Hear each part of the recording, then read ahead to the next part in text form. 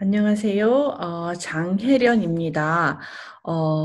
저는 현재 시드니 복음교회에서 안수 집사로 섬기고 있습니다. 어, 저는 현재 어, 시드니 카톨릭 대학교에 포닥 연구원으로 지금 재직 중에 있고요. 제가 근무하고 있는 그 연구소는 Institute for Positive Psychology and Education이라는 곳입니다. 이곳에서 저는 현재 휴먼 모티베이션을 연구하고 있습니다. 제가 있는 현장은 특별히 이 휴먼 모티베이션 분야에 세계 1%의 그 연구자들이 계신 곳이고요. 이분들과 함께 저는 특별히 저의 주 연구 주제인 교사의 동기화 방식, 모티베이팅 스타일을 연구하고 있으며, 이 모티베이팅 스타일을 여러 가지로 연구를 할 수 있는데요. 저는 특별히 교사가 수업 시간에 가지고 들어가는 우선순위, 즉 인스트럭셔널 골 중심으로 연구하고 있습니다. 오늘 제가 여러분과 나누고 싶은 저의 인생 여정은 제 인생에서 제가 사실 가장 많이 받는 질문이에요. 이것에 대한 저의 스토리를 조금 나누고 싶어요. 저는 사실은 어렸을 때부터 피아노를 오랫동안 쳤어요. 그래서 대학원 석사까지 어, 그 피아노 연주를 했고요. 근데 지금 제가, 동기 심리학자로서, 또 이렇게 연구를 하고 있다 보니, 모든 사람들이 신자든 불신자든 간에, 너 어떻게, 피아노 치다가 이렇게 전혀 다른 분야로 오게 되었냐라는 그런 질문을 가장 많이 받고 있어요. 근데 이거에 대한 저의 답은 사실은 여러분이 어쩌면은 가장 찾고 싶은 그 답일 수도 있거든요.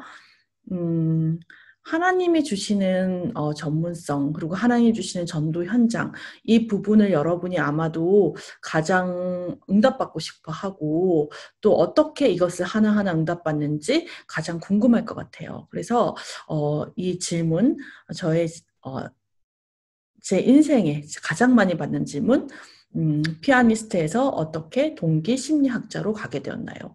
이것에 대한 하나님의 여정을, 하나님이 저에게 함께 하셨던 그 여정을 오늘 하나씩 나눠보고자 합니다. 저의 여정을 이렇게 하나씩 얘기하고자 하면은 빼놓을 수 없는 것이, 어, 제가 예수님을 영접을 하고 또 하나님께 계속했던 질문, 이 부분을 빼놓을 수 없을 것 같아요. 처음에 예수님을 영접한 이후에, 제가, 음, 너무 큰 은혜를 받고 또 너무 그 감격이 크고 아마 여러분들도 많이 느끼셨을 거예요. 받은 은혜실 거예요. 그래서 그 다음에 하나님이 그리스도 그리고 그 다음에 주셨던 아, 저의 그 인생의 방향, 그게 바로 마태복음 28장 18절에서 20절, 사도행전 1장 8절이었어요. 우리가 잘 알고 있는 말씀, 모든 족속 제자 삼아라, 그리고 땅끝까지 가라. 이 말씀이었거든요. 근데 그때부터 저는 굉장한 고민이 시작됐어요. 그게 뭐냐면은, 모든 족속에게 내가 어떻게 갈 수 있을까? 그리고 땅끝이 어딜까라는 이 고민을 너무너무 크게 됐어요. 이게 그냥 언젠간 되겠지 막연한 이런 질문으로 가지고 있는 게 아니고 심각하게 고민을 했어요. 너무 심각하고 진지하게 고민이 되어지고 또 하나님께 그렇기 때문에 오랫동안 질문을 했어요. 어떻게 하나님 내가 세계복음화를 할 수 있을까요? 어떻게 땅끝까지 갈 수 있을까요? 어떻게 모든 족속을 제자 삼을 수 있을까요? 이런 질문이 제 가슴 속에서 그 중심 속에서 떠나지 않았었어요. 하나님이 주셨던 이렇게 질문을 하면 하나님은 항상 말씀으로 이렇게 답을 항상 주셨었어요. 강단 말씀으로도 계속 주시고, 그리고 특별히 이런 WRC 같은, 그 세계 대학 수련회 같은 큰 어떤 집회, 그럴 때는 제 인생에 정말 중요한 그 방향을 잡는 그런 말씀과 기도 제목들을 항상 주셨었어요. 그래서 제가 여러분의 나이 때, 그런 대학생 시절 때, 이걸 질문했을 때 하나님이 저에게 주셨던 그 답이 첫 번째로는 세계복음화는 이렇게 하는 거다. 이렇게 딱 말씀하시는 거예요. 근데 그게 뭐였냐면은 메시지, 메신저 전략으로 하는 거다. 그러면은 내가 이 메시지와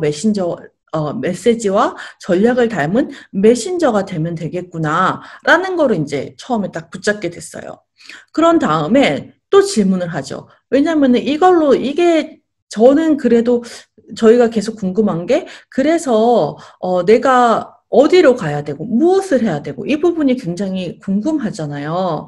그래서 하나님께 계속 그냥 질문하고 또 은혜 받고 이런 말씀의 흐름을 따라가는 그 속에서 또 어느 날 하나님이 말씀하셨어요. 평생 기도 제목, 임용 계약이 있어야 된다. 이렇게 말씀하셨어요. 그래서 평생 기도 제목, 어, 근데 저는 없었거든요. 평생 기도 제목 없고, 임용계약도 없고.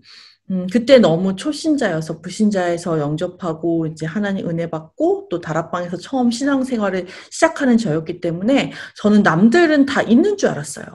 남들은 다 있고, 나만 없는 줄 알았거든요.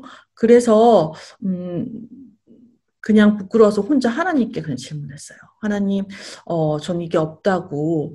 근데 계속 류 목사님 반복해서 말씀을 하시는데, 가만히 잘 들어보면은 사실은 항상 말씀이, 평생 기도 제목, 임명계약. 이게 있으면은 하나님이 이러한 응답을 주신다. 이렇게 말씀을 하세요. 근데 그걸 반대로 저는 뒤집어서 생각을 했을 때, 평생 기도 제목, 임용계약이 없다라면은, 그 다음에 응답이 없는 거잖아요. 그래서 저는 굉장히 심각해졌었어요. 이걸 반드시 응답받고 싶어서, 그냥 하나님께, 어, 질문했어요. 그리고 하나님께 기도했어요. 이때 하나님이 저에게 주셨던 말씀은, 요한복음 14장 26절이었거든요. 보혜사 성령이 너희를 가르치고 모든 것을 생각나게 할 것이다. 저만 빼고 다 가르쳐주고 저만 빼고 인도 안 해주시는 거 아니잖아요. 하나님 자녀 맞으니까 하나님 나에게도 평생 기도 제목 주세요. 나에게도 하나님 임명계약 주세요. 나 그게 뭔지 모르겠어요. 나와 함께 하시는 성령 하나님께서 가르치고 인도해 주신다고 했으니까는 하나님 저는 잘 못 알아듣고 잘 깨닫지 못하니까는 저는 좀 계속 하나님이 좀 직접 세게 가르쳐 주세요. 알아듣게 가르쳐 주세요. 이런 굉장히 간절한 기도를 오랫동안 했어요. 마음이 너무 정말 갈급하게 이것을 하나님 앞에 계속 찾았어요. 근데 하나님이 말씀 주셨어요. 그 다음에. 그때 하나님 저에게 평생 기도 제목 임원계약 주세요라고 하나님께 질문했을 때 하나님이 주셨던 말씀은 내가 이사야서 42장 6절에서 8절 그리고 시편 2장 8절 로마서 16장 4절의 말씀이었어요.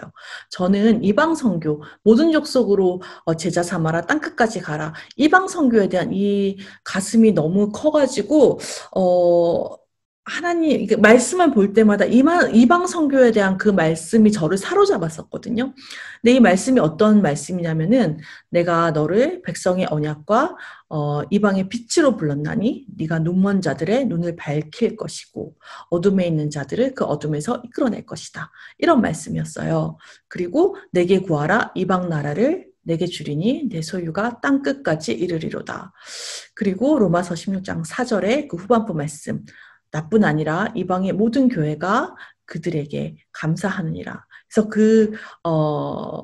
전도자와 이방인이 감사할 정도의 그 교회를 섬기고 전도자와 이방 선교를 했던 그런 브리스가 부부 같은 그런 응답을 이제 언약으로 붙잡게 됐어요.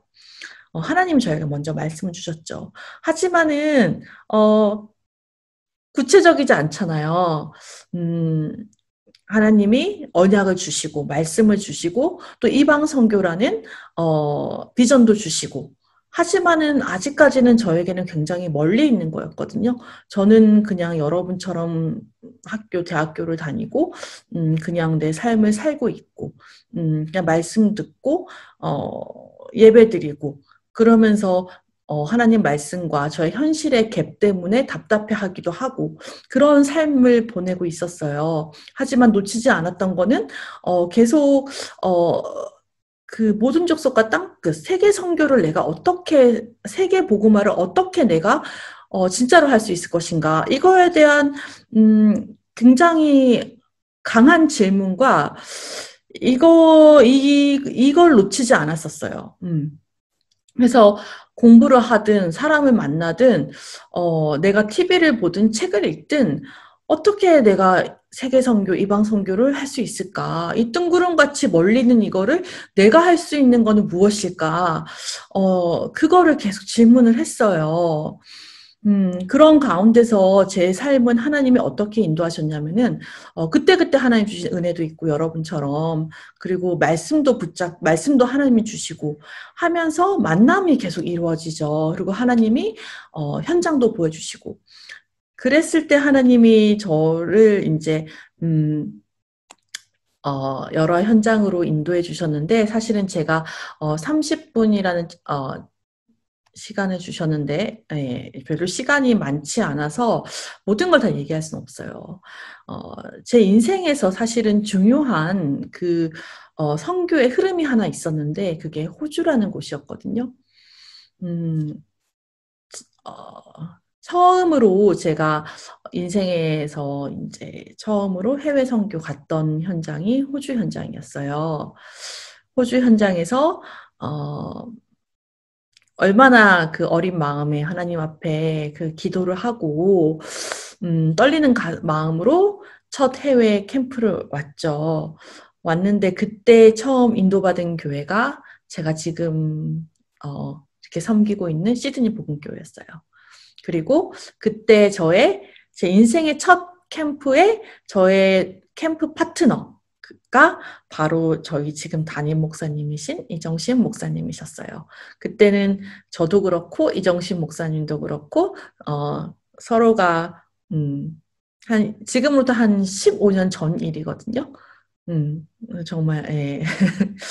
그런 모습으로 이제 서로 만나서 서로를 위해서 기도하는 시간표였던 것 같아요.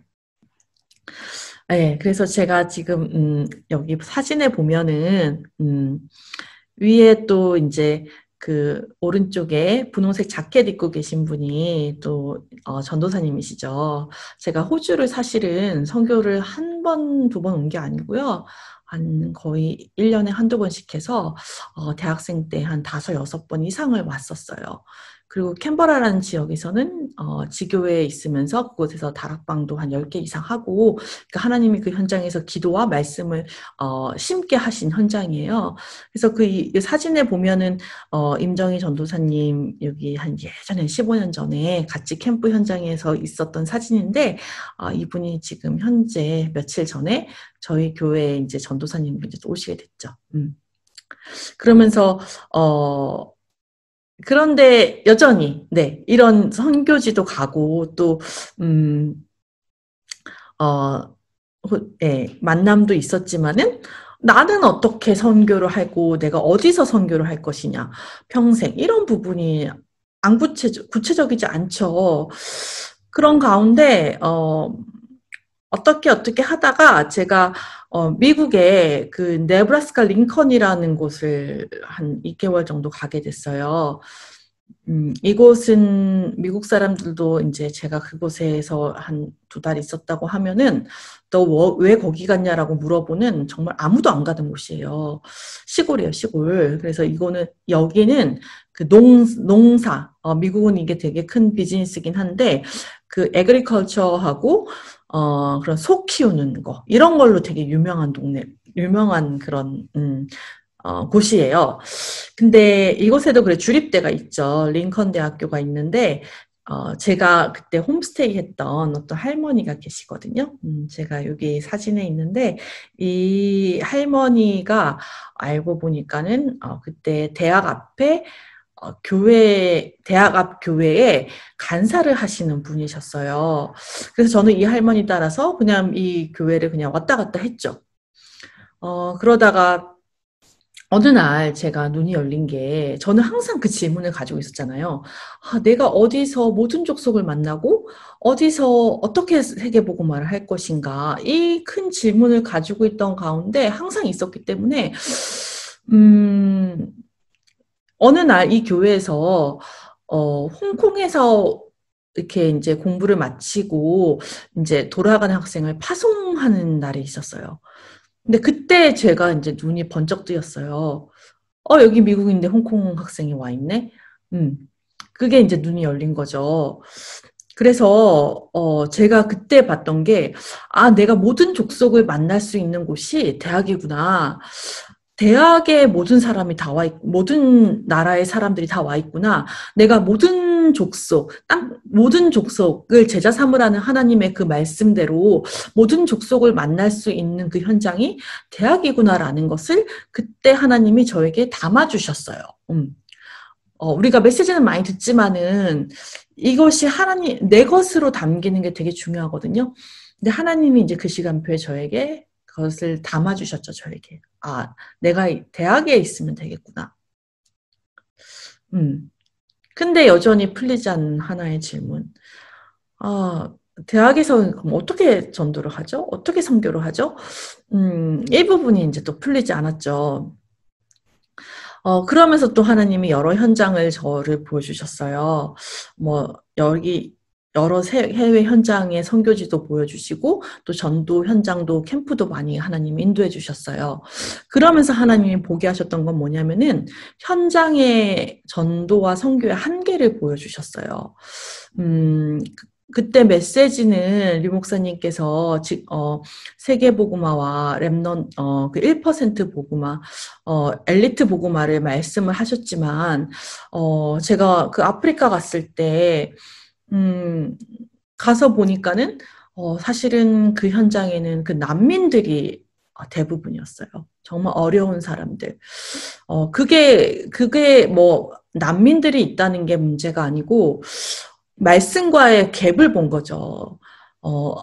지금 강단에서 선포되고 세계복음화를 향해서 선포되는 그 말씀과 현장의 갭을 보면서 왜 그럴까라는 그런 질문을 또 갖게 됐었어요. 어, 그런 가운데 어떤 일이 있었냐면은 어떤 분의 제가 그 아파트에서 하룻밤을 이제 자게 됐는데 그 아파트를 이제 자고 나오는데 거기 주차장에 굉장히 좋은 차들 그 좋은 외제차들이 있는 거예요. 근데 저는 아프리카 사람들이 가난하고 다 그런 줄 알았거든요. 근데 그 아파트 주차장에 그 좋은 차를 타고 나가는 사람은 그 아프리카 그 사람들이더라고요. 근데 그분들은 이렇게 얼굴에 나 엘리트 이렇게 써 있는 그런 후광이 비치는 그런 사람들이 그 비싼 차를 타고 가더라고요. 그래서 그것을 보면서 그냥 순간 저도 생각해 왜 저런 사람은 교회에 없을까라는 거였어요.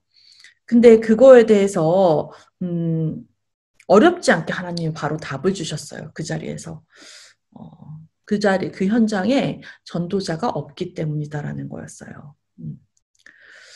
어, 선교사님이 그 현장까지 가기에는 그들이 있는 뭐 예를 들면 의사나 어떤 정치인들 그리고 교수들 이런 영향력을 주는 이런 사람들을 만나는 현장으로 가기까지는 그런 만남의 그 고리가 되기까지는 사실 물리적인 거리가 너무 먼 거예요, 이게. 사회적 거리가 더 정확하죠. 사회적 거리가 너무 먼 거예요. 그래서 세계복음화 우리는 지금 언약 붙잡고 기도하고 있는데 이래서 언제 세계복음화 하지? 하는 그런 마음이 들면서 저 현장에 지금 우리가 말하는 그 언약 붙잡는 기도하는 그 현장에 그 복음을 전하기 위해서는 그 현장에 전도자가 필요하다는 생각을 해서 그 자리에서 전문의 선교사라는 언약을 붙잡게 됐어요.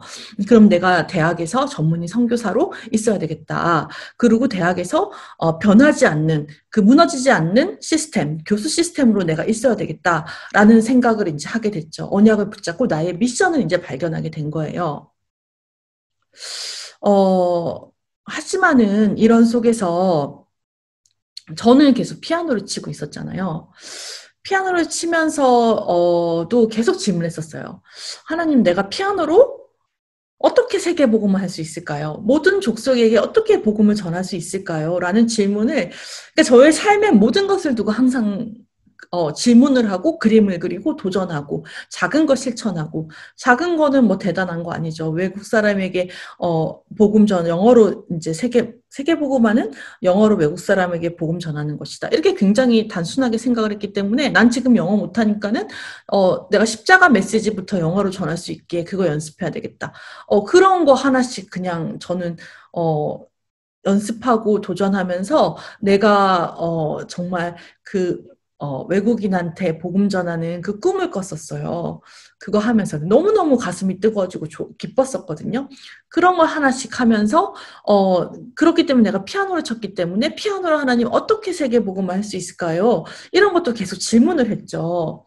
근데 다 잘 모르겠더라고요, 저는. 왜냐하면 제가 한 그 피아노를 치는 저의 수준을 알고 있었고, 그러니까 제가 생각하는 어떤 그런 세계보고마 뭐 그게 좀 잘 그림이 안 그려졌어요, 저는. 하나님이 저에게는 안 주신 거였겠죠. 그런데 어떤 일이 이제 생겼냐면요. 음, 제가 피아노를 이제 못 치게 되는 상황이 왔어요.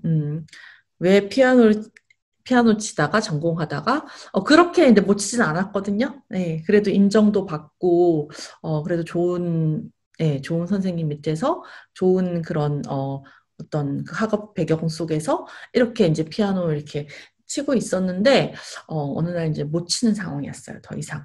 그게 뭐냐면은 제가 오른쪽 네 번째 손가락에 포컬 디스토니아라는 그런 거를 진단을 받게 됐어요. 그게 뭐냐면은, 제가 석사 리사이틀 준비할 때 이게 왔거든요. 너무 연습을 많이 하고, 그래서, 더 이상 하나의 그런 같은 동작을 하기를 거부하는 거예요. 그래서 이 물리적으로는 아무런 문제가 없거든요. 생활에는 아무런 문제가 없는데, 그 특정 동작, 그러니까는 제가 피아노를 치려고 하면은 저의 오른쪽 넷째 손가락이 안 움직이려고 해요. 그래서 이거 아예 안 움직이는 건 아니고 할 수는 있죠. 할 수 있는데 정말 피아니스트로서 정말 그런 아주 날렵하고 그런 예리한 그런 굉장히 그 반짝반짝하는 그런 테크닉을 내야 되는데 이제 그런 건 더 이상 할 수 없는 거죠. 음. 그래서 이제 더 이상 피아노를 칠 수 없게 된 거예요. 피아니스트로서 이제 더 이상 그 길을 갈 수 없게 됐어요. 근데 그러면은 슬펐냐? 전 슬프지 않았어요. 왜냐면은, 이게, 어, 전도 제자로서의 인생을 살아야 되겠다라고 생각을 했기 때문에, 이제는 시간표가 내가, 전도 훈련에 올인할 시간표라고 전 생각을 해서, 저는 그냥 RTS 갔어요. RTS 가서, 많은 은혜를 받고 인도를 받게 됐죠. 그러고 나서 그런 문이 막 열렸냐. 그렇지 않아요. 시간이 없어서 간단하게 얘기할게요. 중요한 부분 얘기하고 마칠게요. 어, 그러고 나서 저에게 온 거는 계속된 실패였어요. 음, 실패. 그 실패의 그 기간이 아마 한 3년 정도 될 것 같아요. 뭘 해도 다 실패였어요. 이것도 안 되고 저것도 안 되고. 어, 그러다가 어디까지 갔냐면은, 너무 낙심이 돼서, 제가, 어, 어느 이제 불신앙이 이제 불신앙도 아니고 저는 불신자로 돌아갔거든요. 불신앙은 신앙인데 그거는 하나님에 대한 어떤 믿음이 떨어졌다거나 뭐 이제 이런 거잖아요. 근데 저 같은 경우는 그냥 내가 종교에 빠졌다고 생각을 했어요. 종교에 빠졌고 어 인생 큰일 날 뻔했다.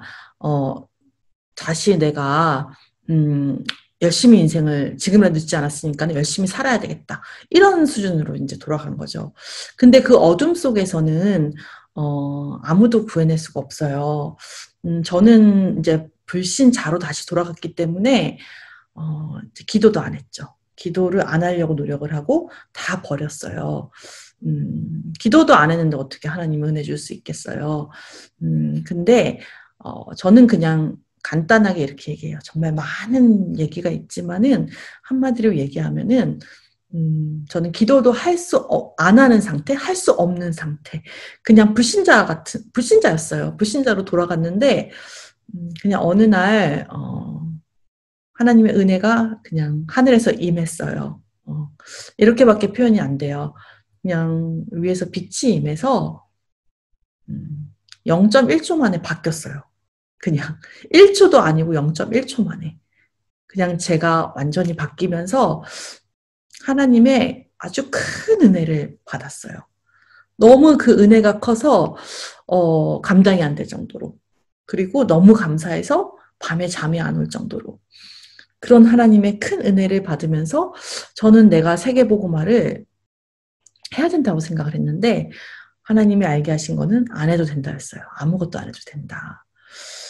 하나님은 내가 무엇을 하기 원하지 않는다라는 것을 알게 됐고 또 하나님이 하시는 24시에 어떤 큰 그 속에 내가 들어있다라는 그런 걸 깨닫게 되는 하나님의 큰 은혜를 받는 시간표가 있었어요. 그러면서 이제 그 다음에 어떤 중요한 일이 벌어지냐면은 제가 모든 것을 이제 다 버리고 이제 하나님의 은혜에 감사하면서 있게 되었는데, 그때, 제 안에, 근데, 하나님 앞에서 그렇게 간절히 기도하고 언약 붙잡고 했던 그, 말씀과 기도가 내 안에서 나를 사로잡는 시간표가 왔어요. 내 생각과 내 삶보다 너무 커가지고, 저를 사로잡는데, 이게 떠나질 않아서 미칠 정도의 그런, 어떤 시간표가 왔거든요. 하나님 이런 거 안 이뤄줘도 괜찮아요. 저는 그냥 오늘 하나님과 함께하는 하루가 너무 행복하고 감사합니다. 라는 그런 고백을 하는 그런 시간표였는데 그게 너무 커서 괴로웠어요. 그래서 하나님께 어떤 기도를 했냐면은 하나님 응답을 주시든지 해답을 주시든지 아니면은 이게 생각나지 않게 하나님 가져가 주세요. 이런 기도를 하게 됐어요. 근데 그러고 나서 하나님이 저에게 어떤 분을 만나게 돼요. 제 인생에 어떤 집사님, 권두순 집사님, 이분이 제 인생에 이제 그냥 제 인생에 가는 발걸음에 그냥 나타났어요. 그래서 이분이 저를 제가 이분 만났을 때 이분이 뭐라고 했냐면은 대학원 가는 거 도와주는 분이래요. 그래서 제가 그냥 저도 모르게 얘기했어요. 제가 대학원에 가야 되는데 전 대학에서 전도를 해야 돼서 가야 된다고. 그래서 나 좀 도와주라고 얘기를 했거든요. 근데 이분이 그때 저에게 아무튼 도와주셨어요.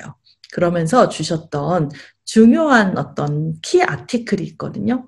근데 지금 이제 보시면은 이 사진 두 분이 계시는 이 논문을 저에게 주셨는데, 이거를 읽었을 때, 제가 이거를 해야 되겠다라고 하나님 앞에 답을 얻게 됐었어요. 왜냐면은 그 전에, 사실은 복음 안에 있고 하지만은, 해결되지 않는 하나의 큰 하나님 앞에 질문이 있었거든요. 그게 뭐냐면은 그냥 간단히 얘기하면 복음인데 왜 이렇지라는 그런 거였어요. 저 자신을 보고도 그렇고 그리고 이제 주변의 사람들을 보고 복음은 완전한데 복음인데 왜 그럴까라는 그런 어떤 큰 질문이 있었어요. 근데 이 질문에 대해서도 하나님께 답을 주세요라고 이거는 기도한 적도 없어요. 왜냐하면은 이거에 대해서는 그냥 어떤 저에게 풀리지 않는 의문 같은 거였기 때문에, 그리고 굉장히 큰 상처로 와 있던 거기 때문에 그냥 메시지대로 상처에 빠지지 않기만 하면 된다, 렘넌트는. 그래서 그 상처를 해결하려고 안 했고, 하나님이 그냥 그리스도 삼중직, 그리스도의 언약에 오히려 이런 상처가 생각날 때마다 거기에 집중하려고 노력했어요. 그런데 제가 우리 권두순 집사님이 저에게 주신 이 키 아티클 논문을 받았는데, 제가 하나님 앞에 풀지 않았던 그 의문, 상처, 이거에 대한 게 처음부터 끝까지 다 써 있는 거예요. 근데 그게 바로 제 얘기였어요. 그래서 나는 이거를 하기로 결정을 했고, 그리고 이거는 이제 동기 이론이고, 또 교육학에서는 교육 심리에서 하는 거라고 가르쳐 주셔서, 제가 한국에 있는 이 동기를 연구하는 그곳에 이제 지원을 하게 돼요. 그러면서 제가 누구를 만나게 되냐면은 저희 슈퍼바이저고 또 이제 지도 교수님인데, 그분이 이제 지금 이 논문의 사진에 나오신 이 두 분은 그 현대 사이콜로지에 되게 그 역사에 있어서 히스토리컬한 그런 분들이세요. 정말 그 사이콜로지 역사에 남으실 큰 획을 그으시고, 그리고 이제 정말 1%로 앞으로 그 히스토리에 남으실 그런 분들인데, 이분들의 그 연구팀으로 계셨던 저희 지도 교수님을 만나게 되는데, 그 지도 교수님은 제가 가지고 있던 그 큰 의문에 대해서, 아까 얘기해서 그 모티베이팅 스타일이라고 얘기했는데, 그것을 교육학에서 이론화하신 분이고, 또 하는 분이죠. 그러니까는 저는 신자로서 하나님께 가지고 있었던 그 질문, 그 부분이요, 그걸 가지고 있었고, 저희 교수님은 불신자지만은 그 답을 전문성으로 가지고 계셨던, 그걸 만드셨던 분이세요. 그래서 둘의 만남이 이제 있게 돼요. 그러면서 서로 정말 전 대학원 생활 석박사 하면서 너무너무 행복한 그런 시간을 보냈어요. 남들은 너무 힘들다고 하는데, 정말 이 모든 저의 가지고 있던 그 질문과 그 답이 전문성으로 이게 다 성장이 되는 거예요. 성장이 되면서 모든 게 연결되면서 하나님이 저는 정말 아무것도 될 것도 없고 되는 것도 없고 조건이 아무것도 안 되는 저였는데, 정말로 남들이 봤을 때 안 된다, 그래서 안 된다라는 얘기만 들은 사람이거든요. 이래서 안 되고 저래서 안 되고 그랬던 저를 하나님이 정말, 네, 어, 정말 훌륭한 그런 그 전 세계 그 연구자들과 함께 연구할 수 있는 그런 자리로 옮겨주셨어요. 그러면서 제가 정말 그런 훌륭한 분들과 만나고 얘기하다 보니까, 또 저의 그 생각과 지식의 수준, 그리고 관점이 그분들 수준으로 이제 올라가더라고요. 그래서 하나님이 그런 문들을 열어주시고, 또 그걸 될 수 있게 만들어주시고, 그런 가운데서 저는 항상 그 말씀에 1% 복음화를 말씀하셨잖아요. 그래서 그 1% 복음화를 놓고 기도했던 그런 동기 연구를 시작하면서 했던 그 지금 이 사진의 그 두 분, 이분들을 계속 기도를 했는데, 제가 지금 현재 있는 연구소에 리차드 라이언 이분이 같이 계세요. 사진에 지금 왼쪽에 웃고 계신 분, 이분하고 지금 같이 연구하고 있거든요. 하나님이 여러분이 기도했던 그 사람을 만나게 하실 거예요. 네. 그래서 마지막으로 제가 시간을 너무 많이 썼는데, 마지막으로 이제 하고 싶은 랩런트들에게 하고 싶은 얘기는, 오늘은 그냥 복음 안에서 하나님이 저의 전문성과 오늘의 선교지 어떻게 인도하셨는지, 네, 하나님이 제 인생에 또 많은 스토리가 있는 현장이에요. 근데 결국 하나님이 이곳으로 저를 부르시고 또 교회를 섬기도록 하나님이 인도하셨는데, 마지막으로 이제 랩런트들에게 해줄 얘기가, 하고 싶은 얘기가 있다라면은, 저는 마지막으로 디모데후서 2장 20절, 21절을 얘기하고 싶어요. 말씀기도 전도 이런 중요한 얘기들은 교회와 그리고 이제 강단 통해서 여러분 많이 듣고 계실 테니까, 저는 랩넌트 선배로서 이제 얘기한다라면은 이 말씀을 전하고 싶어요. 어떤 말씀이냐면은 큰 집에는 금그릇도 있고 은그릇도 있고 질그릇도 있는데 주인의 그 잔치에서 주인이 쓰는 그릇은 어떤 그릇인지 써 있어요. 어떤 그릇이라고 되어 있냐면은 한번 생각해 보세요. 맞춰 보세요. 주인이 큰 집에 그릇을 많이 가지고 있는 주인이 그 주인의 잔치에 쓰는 그릇은 깨끗한 그릇이에요. 그래서 우리 랩런트들이 하나님 앞에서 항상 나를 진실하게 고백하고 또 질문하고 또 진실하게 나를 드리는 그런 랩런트가 되길 바라요. 왜냐하면은 결국에 우리가 하는 것이 아니고 음, 내 안에 하나님의 것을 담을 수 있어야 되는 거거든요. 하나님의 말씀과 하나님의 소원과 하나님이 원하시는 하나님의 그 일을 담는 게 하나님 그것을 우리에게 담길 하나님 원하시기 때문에 우리는 하나님의 것을 담을 수 있는 깨끗한 그릇으로 하나님께 드려지는 거. 이게 가장 중요한 것 같아요.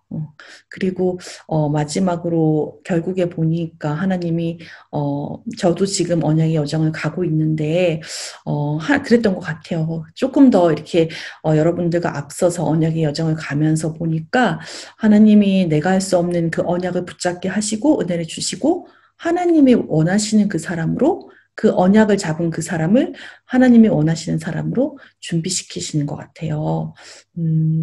네. 저의 많은 어려움과 또 앞으로도 있겠지만은 그 과정이 모든 것이 하나님이 원하시는 사람으로 준비되어지고 또 하나님이 준비하시는 그 시간표였고 또 하나님이 그렇게 앞으로도 인도하실 줄 믿습니다. 감사합니다.